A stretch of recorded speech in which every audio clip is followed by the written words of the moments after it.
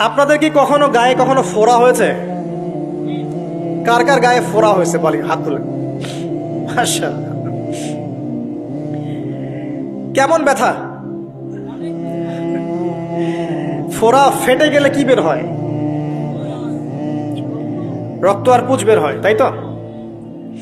একটা হাদিস পড়েছি, রাসূলুল্লাহ সাল্লাল্লাহু আলাইহি ওয়াসাল্লাম বলেন সাল্লাল্লাহু আলাইহি ওয়াসাল্লাম যে জাহান্নামে আমাকে মেরাজের রাতে জাহান্নাম দেখানো হয়েছে। মেরাজের রাতে আমাকে জাহান্নাম দেখানো হয়েছে।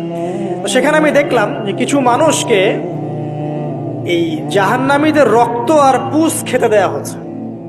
মানে আল্লাহ জানেন কেমন করে রক্ত আর পুঁজ পান করতে দেয়া হচ্ছে। কারণ জাহান্নামে পিপাসা লাগবে না, ক্ষুধা লাগবে না, ক্ষুধা লাগবে।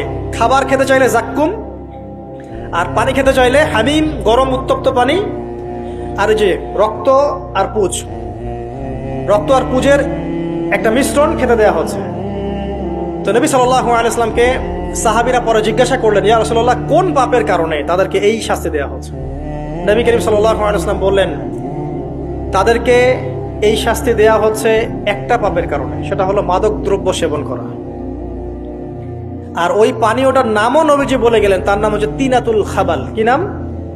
তিনাতুল খাবাল। এই তিনাতুল খাবাল মানে জাহান্নামীদের রক্ত এবং পুঁজ, এটা খেতে দেয়া হচ্ছে মাদক দ্রব্য সেবনকারীদের জন্য। আল্লাহ রাসূল সাল্লাল্লাহু আলাইহি ওয়াসাল্লাম বলেছেন, কোনো ব্যক্তি যদি মাদক সেবন করে তার 40 দিনের নামাজ কবুল হবে না। সে যদি আবার তওবা করে ফিরে আসে, আল্লাহ পাক মাফ করে দিবেন ইনশাআল্লাহ। যদি আবারও মাদক খায়, আবার 40 দিনের নামাজ কবুল হবে না। তারপর যদি আবার তওবা করে, আবার আল্লাহ মাফ করে দিবেন ইনশাআল্লাহ। তারপর যদি আবার মাদক খায়, আবার 40 দিনের নামাজ কবুল হবে না। তারপর যদি আবার তওবা করে, আবার আল্লাহ মাফ করে দিবেন।